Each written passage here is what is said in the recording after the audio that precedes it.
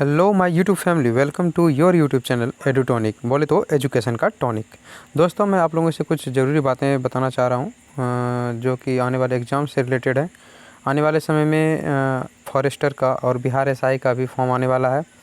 और फिर अभी फ़िलहाल तो बिहार एसएससी सीजीएल लेवल का जो फॉर्म भर चुके हैं जो लोग, उसके लिए भी ये ज़रूरी सूचना है कि अभी जितने भी एग्ज़ाम्स हो रहे हैं उसमें करंट अफेयर्स एक अहम भूमिका निभा रही है। यदि हम लोगों की करंट अफेयर्स बहुत स्ट्रॉन्ग रहेगी तो 70% चांसेस तो यही बन जाता है कि हमारा रिज़ल्ट हो सकता है। ठीक है। और हम लोगों को कभी भी ये नहीं सोचना चाहिए कि अभी एग्ज़ाम नहीं है तो अभी क्या करंट अफेयर्स पढ़ के करेंगे।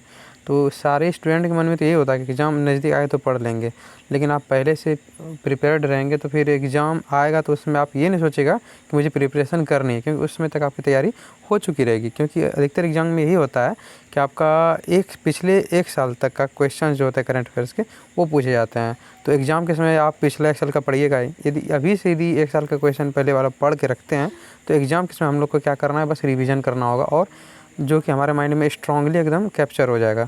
तो हम लोगों को करंट अफेयर्स पे विशेष ध्यान देना ही होगा।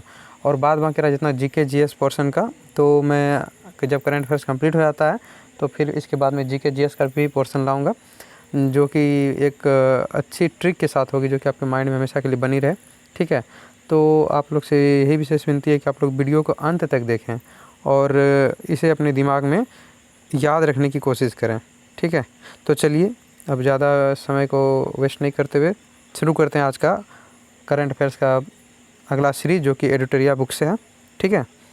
जो पिछले इधर हाल फिलहाल के बीपीएससी एग्ज़ाम में आए हुए, बीपीएससी यूपीएससी या यूपीपीएससी या एनटीपीसी, जितने भी एग्ज़ाम हुए हाल फिलहाल में, वो उन सब में जितने भी करंट अफेयर्स पूछे गए थे उन सभी का ये एडिटोरिया के प्रवीण सर ने एक जगह कलेक्शन करके रखा हुआ है। तो उसे मैं आप लोगों को ऑनलाइन माध्यम से बताने की कोशिश कर रहा हूँ। ठीक है। तो चलिए शुरू करते हैं आज का पहला क्वेश्चन। किसने अनुच्छेद 370 हटाने का समर्थन किया, यानी किस पार्टी ने? तो ये है बीएसपी। ठीक है, इसको बसपा भी कहते हैं। ठीक है। किसने अनुच्छेद 370 हटाने की कोशिश की? बीएसपी। कहीं नहीं कहता बस अब 370 हटा दो, बस पे बीएसपी। ठीक है। अगला चलते हैं। नागरिकता संशोधन बिल का समर्थन किसने किया था? ये जेडीयू ने किया था। ठीक है, यानी जदयू जो कहते हैं। नागरिकता संशोधन बिल जो है उसको जदयू ने समर्थन किया था कि हाँ, ये नागरिकता संशोधन आना चाहिए, जदयू ने। यानी कि इसको याद रखते हैं, जल्दी आओ। नागरिकता संशोधन जल्दी यू, यानी कि जल्दी आओ। ठीक है। आगे चलते हैं। किस राजनीतिक दल ने मुस्लिम महिला बिल 2019 का राज्यसभा में समर्थन किया? यानी कि ये मुस्लिम महिला का कौन सा बिल था? विवाह अधिकार संरक्षण का बिल था। ठीक है। तो 2019 में ये आया था और उसमें किस राजनीतिक दल ने इसका समर्थन किया? तो इसमें तो नहीं दिया हुआ है, तो चलते हैं, ये क्वेश्चन गूगल से आप लोग सर्च कर लीजिएगा। आगे चलते हैं। नगोजी ओंकोजो-इवेला विश्व की प्रथम तथा अफ्रीका की प्रथम महिला है जिसे विश्व व्यापार संगठन WTO का अध्यक्ष नियुक्त किया गया है। तो ये किस देश से संबंधित है?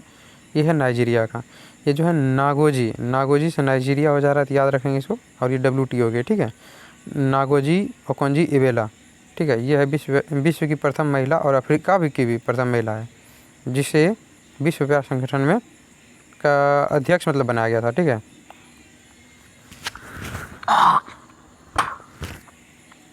आगे चलते हैं। तालिबान ने अफ़गानिस्तान का नाम परिवर्तित करके क्या रखा?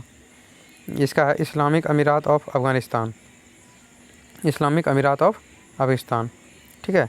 तालिबान ने अफ़गानिस्तान का नाम चेंज कर दिया और इसका रख दिया इस्लामिक अमीरात ऑफ अफ़गानिस्तान। ठीक है। वर्ष 2021 का US ओपन पुरुष एकल ग्रैंड स्लैम सर्बिया के नागरिक तथा विश्व के नंबर 1 खिलाड़ी को हराकर किसने जीता? डेनिल मेदवेदेव ने, जो कि रूस के हैं। ये अक्सर क्वेश्चन आता है खिलाड़ी किस देश से संबंधित है, तो डेनिल मेदवेदेव जो हैं रूस के हैं। और ये कौन खिलाड़ी हैं? ये है पुरुष एकल ग्रैंड स्लैम में, यानी कि एक टेनिस खिलाड़ी हैं। ठीक है, ये टेनिस खेलते हैं। तो डेनिल मेदवेदेव 2021 का क्या हुआ? ये ग्रैंड स्लैम जो था, US ओपन ग्रैंड स्लैम, इसमें वो जीत दर्ज की है। भारत के कोविशील्ड वैक्सीन का उत्पादन कौन सी दवा कंपनी करती है या बायोटेक्नोलॉजी करती है? ये सीरम इंस्टीट्यूट। तो कोविशील्ड वैक्सीन तो सीरम इंस्टीट्यूट याद रखना है, कोविशील्ड सीरम। ठीक, जैसे कोविड हुआ तो उसका कोविशील्ड करिए तो सीरम हो जाएगा, एक तरह सीरम इंस्टीट्यूट। आगे चलते हैं, कोविशील्ड सीरम। CPEC प्रोजेक्ट क्या है? ये चीन पाकिस्तान आर्थिक गलियारा है, ठीक है। इसको CPEC को बोलते हैं, C से हो गया चाइना, P से पाकिस्तान, E से हो गया इकोनॉमिक्स, C से हो जाएगा फिर corridor, China Pakistan economic corridor, ठीक ना, CPEC। 8 अगस्त 2020 को भारत की प्रथम किसान रेल किन 2 स्टेशनों के बीच यात्रा का शुभारम्भ किया? ये किसान रेल जो है, DD याद रखना है इसको। DD क्या? तो किसान जो है, DD न्यूज़ पे किसान बुलाता है ना, तो किसान रेल वहीं चला DD में। D मतलब हो गया देवलाली जो कि महाराष्ट्र में है, फिर D मतलब हो गया दानापुर जो कि बिहार में है, तो DD यानी देवलाली से दानापुर। बिहार के किस व्यक्ति को 26 जनवरी 2021 को पद्म भूषण पुरस्कार प्रदान किया गया?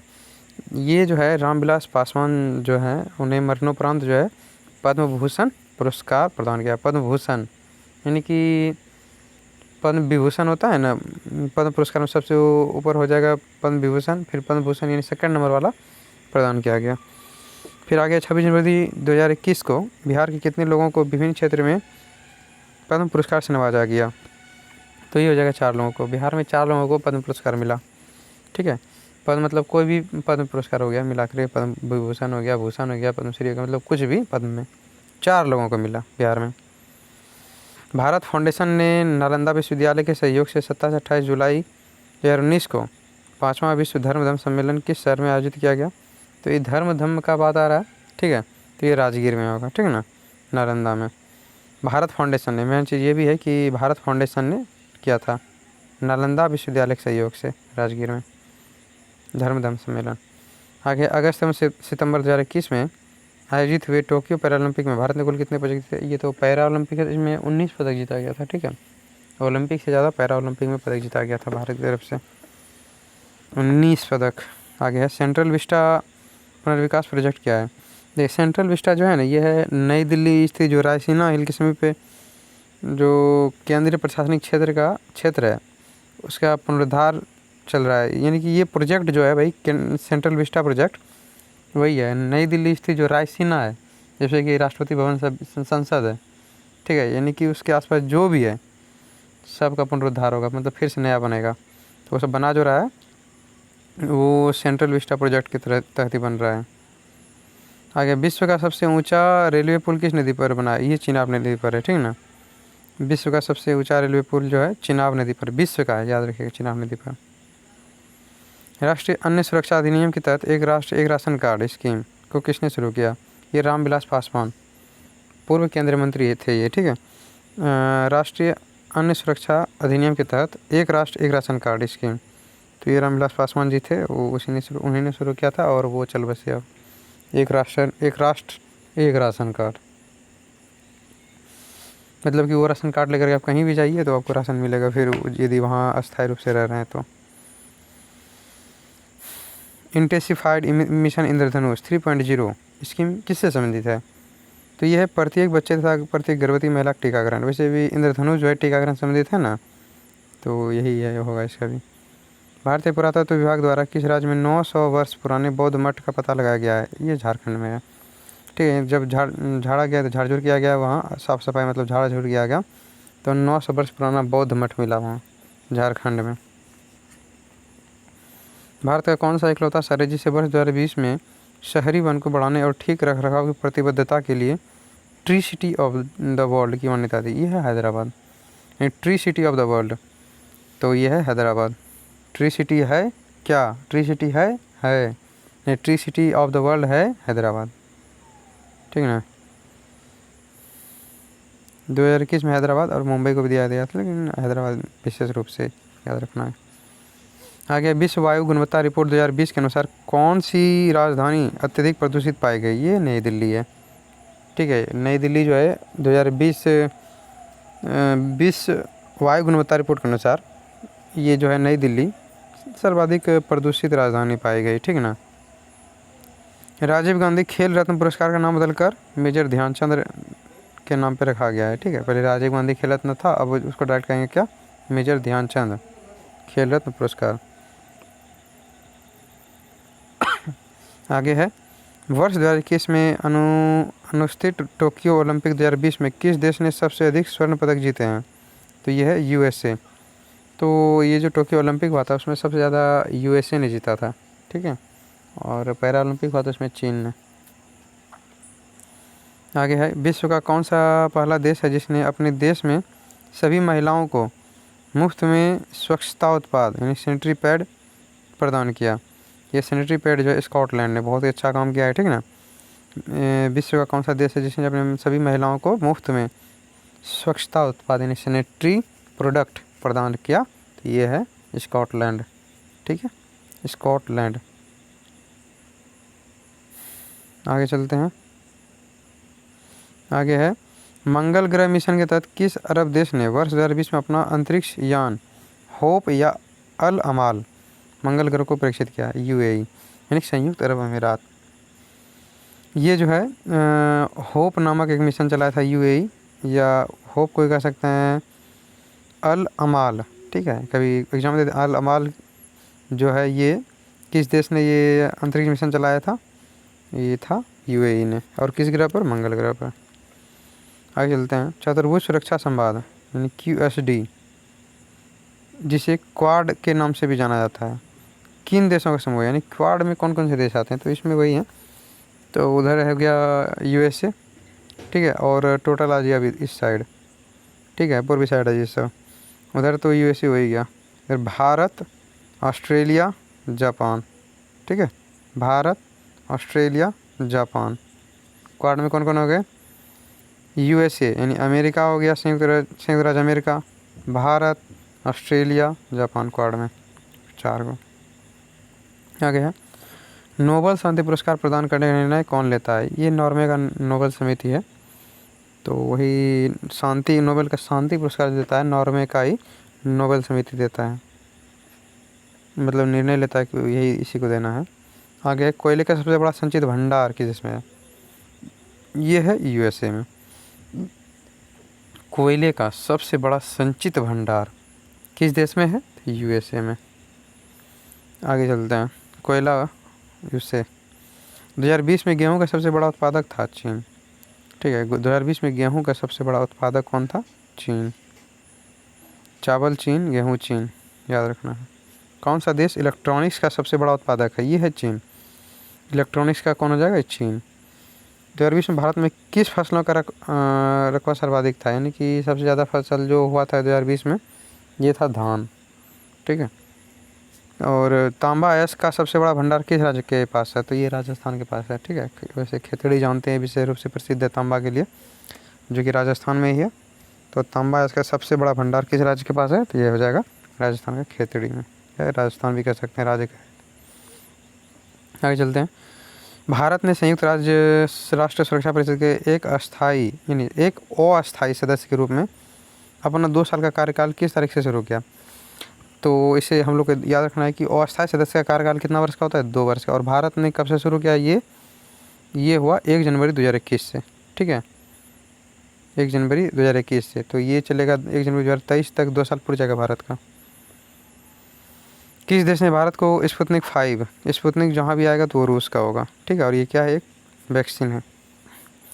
जो बाइडेन ने पदभार ग्रहण किया, ये अमेरिका के क्यों थे? 46वां राष्ट्रपति के रूप में थे। जो बाइडेन कौन थे? अमेरिका के 46वें राष्ट्रपति जो बाइडेन। 2021 में गणतंत्र दिवस परेड में विदेशी मुख्य अतिथि कौन थे? कोई नहीं था। 2021 में गणतंत्र दिवस परेड में विदेशी मुख्य अतिथि कौन थे? कोई नहीं। यूएन में भारत का अस्थायी प्रतिनिधि कौन है? TS तिरुमूर्ति। यूएन में भारत का अस्थायी प्रतिनिधि वर्तमान में जो है रुचिरा कंबोज हो गए हैं। ठीक है, इसके पहले अस्थायी जो थे TS तिरुमूर्ति। अब यूएन में वर्तमान में कौन है?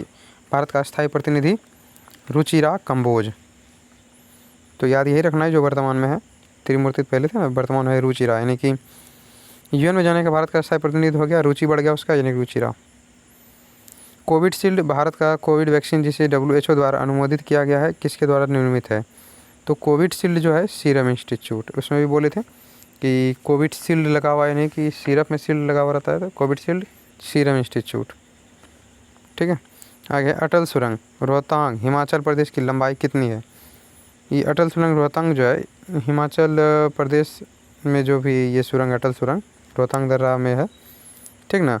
तो इसकी लंबाई कितनी है? तो इसका 9.02 किलोमीटर है। अटल सुरंग का लंबाई कितना हो गया? 9.02 किलोमीटर। अटल सुरंग 9.02 km। भारत में किस वर्ष रेल बजट को आम बजट में मिला दिया गया? ये तो हुआ था 2017 में, और अलग किया गया था 1924 में एक वर्ष समिति के द्वारा।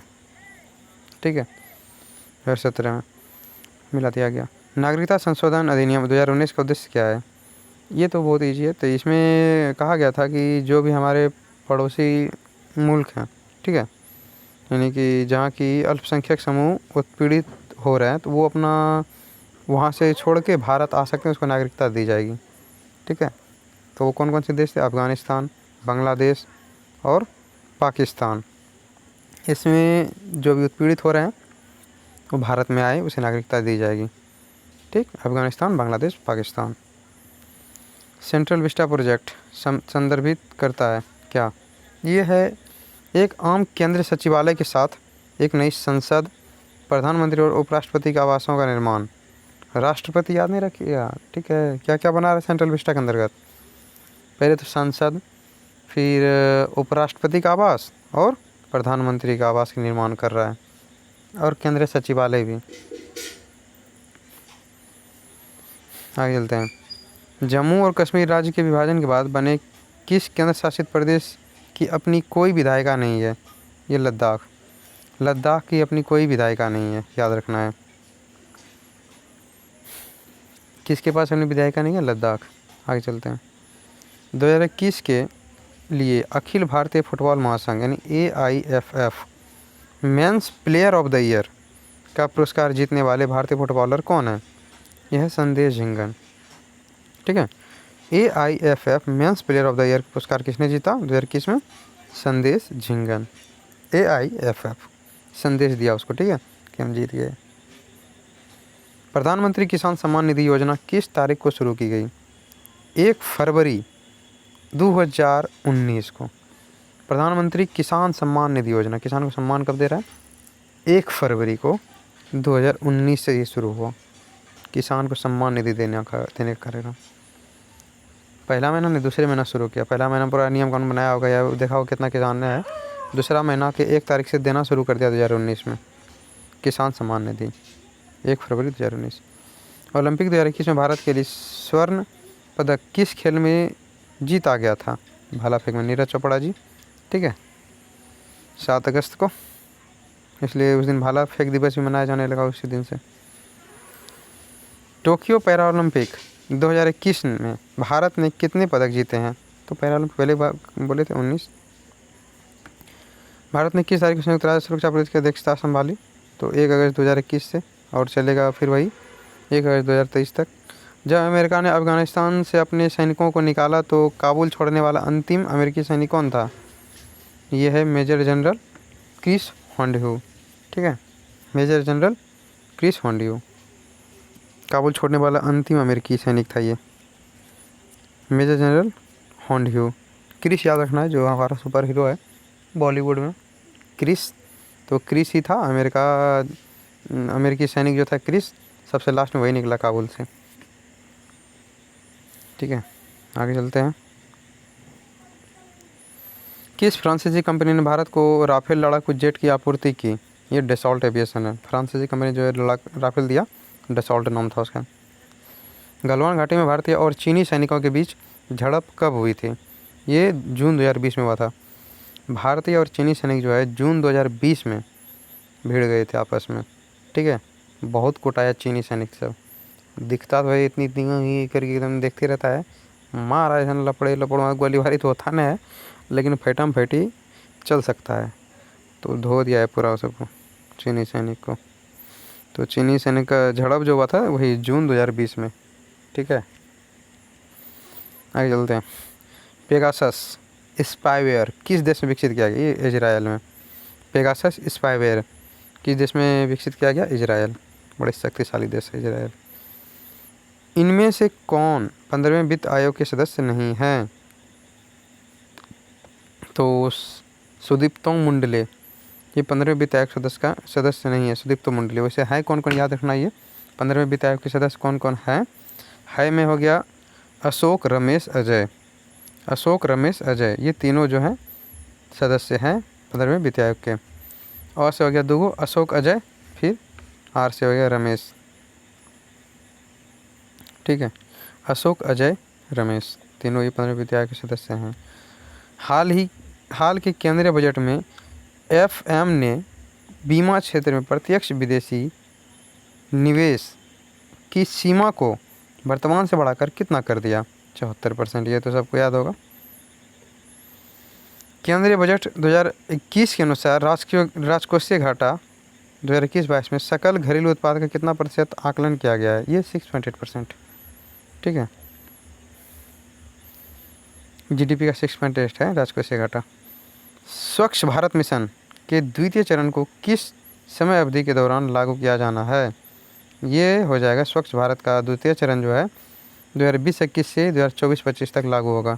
स्वच्छ भारत मिशन का द्वितीय चरण 2020-21 से 24-25 तक। यानी 24 में चुनाव होगा तो बोला ठीक है, चुनाव तो बीचे बीच होता है, तो 24-25 तक लागू कर रखो इसको, स्वच्छ भारत मिशन। आगे चलते हैं। पूर्वी लद्दाख क्षेत्र की गलवान घाटी में भारत चीन सैनिकों के मध्य झड़प की स्थिति हुई, तो इसमें बता दें जून 2020, तो ये हो जाएगा एग्जैक्ट है 15 जून 2020 को। ठीक है, 15 जून 2020। भारत सरकार द्वारा घोषित आत्मनिर्भर भारत अभियान में 4L की संकल्पना का संबंध क्या है? 4L मतलब क्या हुआ? L का 4 गो नाम क्या क्या है? L से लैंड, लेबर, लिक्विडिटी और लाव सुधार। L से हो जाएगा लैंड, सबसे पहले धरती, धरती के ऊपर क्या चाहिए? तो उसके चाहिए लेबर, फिर क्या चाहिए उसे? पैसा निकलेगा यानी लिक्विडिटी, फिर क्या चाहिए? लॉ यानी कोई नियम कानून, जैसे हम सबको अच्छे से हैंडल कर पाएँ। तो सबसे पहले लैंड, फिर उस पर चाहिए लेबर, लेबर तो फिर लिक्विडिटी, लिक्विडिटी फिर लॉ। 4L मतलब ये हुआ। आत्मनिर्भर भारत में था ये सब। भारत सरकार द्वारा प्रस्तावित राष्ट्रीय मुक्त डिजिटल पारिस्थितिकी तंत्र का आधार वाक्य क्या है? तो ये है न्यूनतम सरकार और अधिकतम शासन। भारत सरकार द्वारा प्रस्तावित राष्ट्रीय मुक्त डिजिटल पारिस्थितिकी तंत्र का आधार वाक्य क्या है? न्यूनतम सरकार, अधिकतम शासन। ठीक है, यानी कि सरकार कम से कम रखो, शासन अधिकतम दिन तक रखो, यही है राष्ट्रीय मुक्त डिजिटल पारिस्थितिकी तंत्र का न्यूनतम सरकार और अधिकतम शासन। भारतीय फार्मास्यूटिकल सेक्टर विभिन्न टीकों की वैश्विक मांग के कितने प्रतिशत भाग की आपूर्ति करता है? 50%। सोचो, विश्व में जितना भी है दवाई का मांग, टीका का मांग जो है, इसमें 50% सिर्फ भारत ही पूर्ति कर रहा है विश्व को भी। तो अच्छा चीज़ है। वंशधारा जल विवाद का संबंध किन राज्य से? वंशधारा जो है, अंधा उड़ गया, वंशधारा।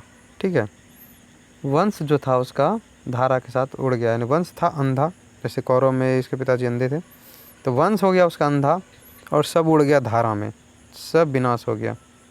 ठीक है, तो वंशधारा कौन कौन उड़ गया? यानी उड़ीसा, और अंधा था यानी आंध्र प्रदेश।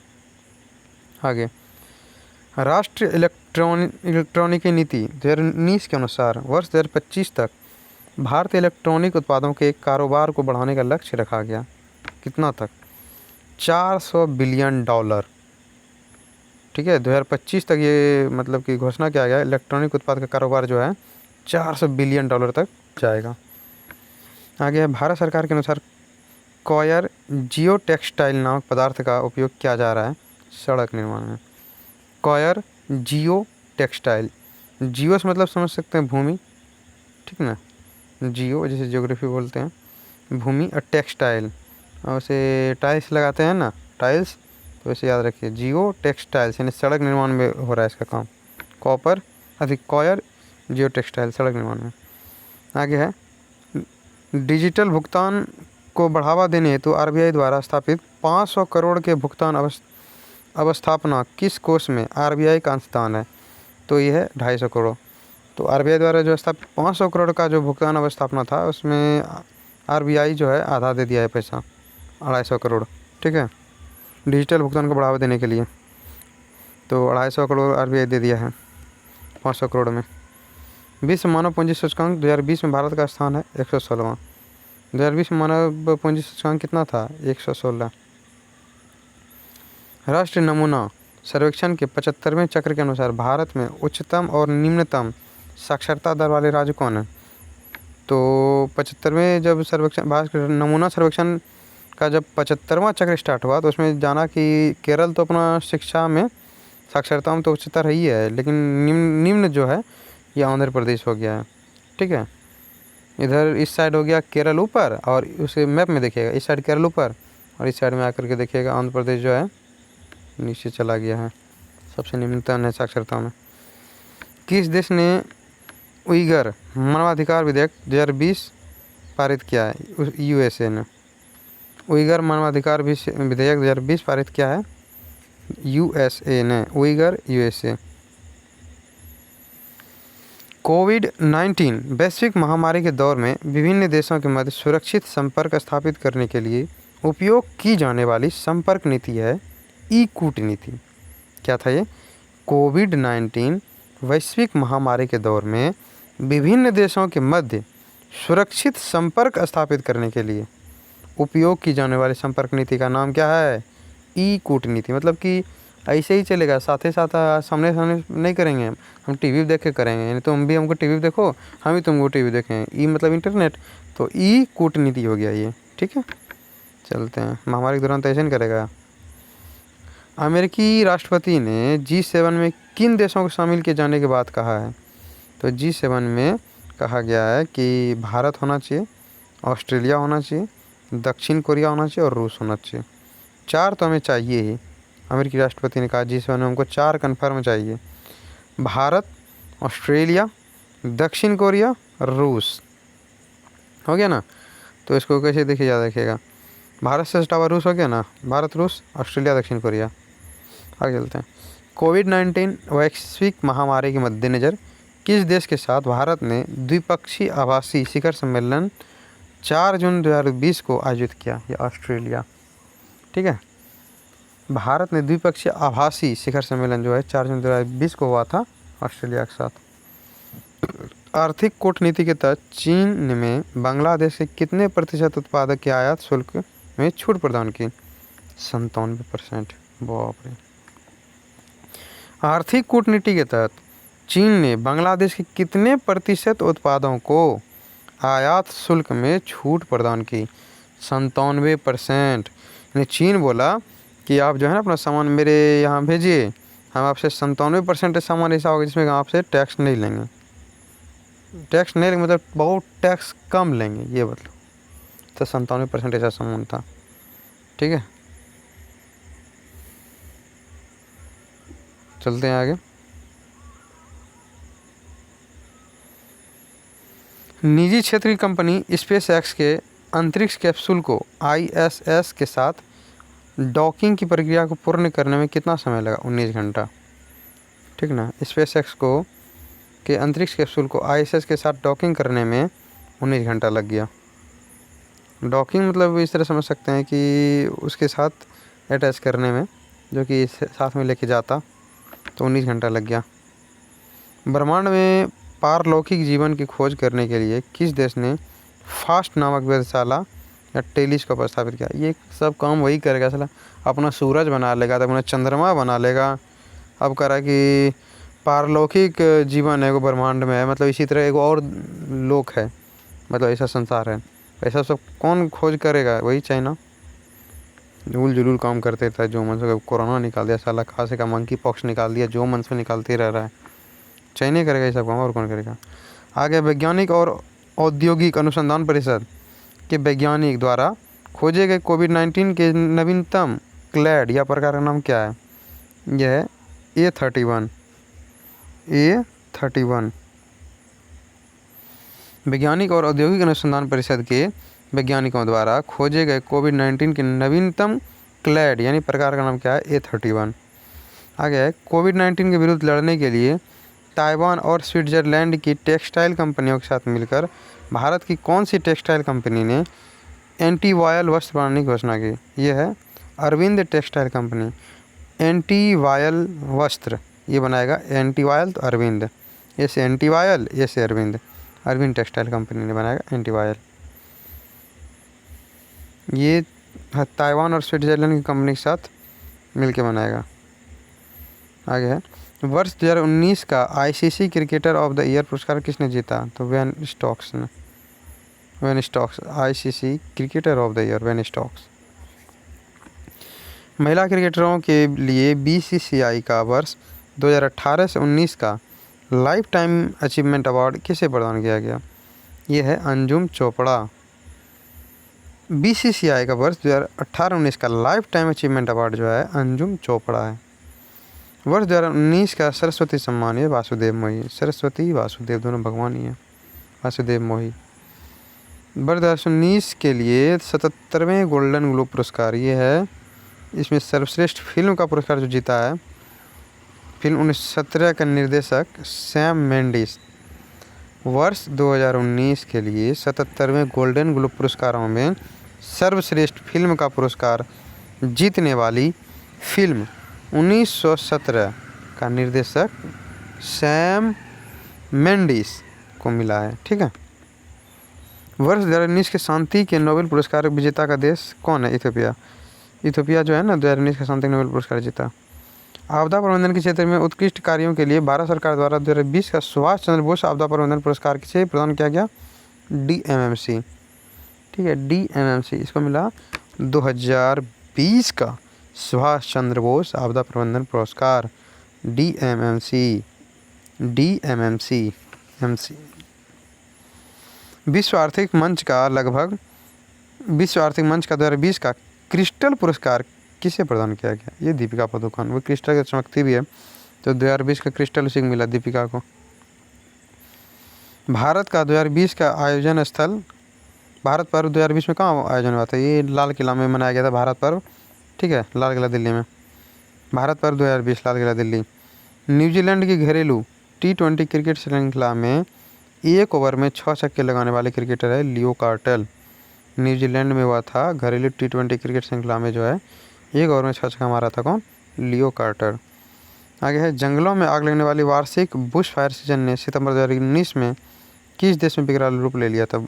ये जो जंगल में आग लगा था जिसको बुश फायर भी कहते हैं, ये ऑस्ट्रेलिया में एकदम भयंकर आग लगा था, बहुत जंगली जानवर उसमें जो है मारे गए, बहुत विलुप्त हो गए। ठीक है, तो ये था करंट अफेयर्स का सीरीज जिसमें कि पिछले वर्ष और इस वर्ष भी बीपीएससी के एग्ज़ाम में पूछे गए प्रश्नों की सीरीज़ थी। ठीक है, तो आशा करता हूँ कि आप लोगों को ये सीरीज़ अच्छा लगा होगा। वीडियो को 1-2 बार और दोगुनी स्पीड में करके देख सकते हैं जिससे कि आपका माइंड में और ज़्यादा स्टोर अच्छे से हो सके।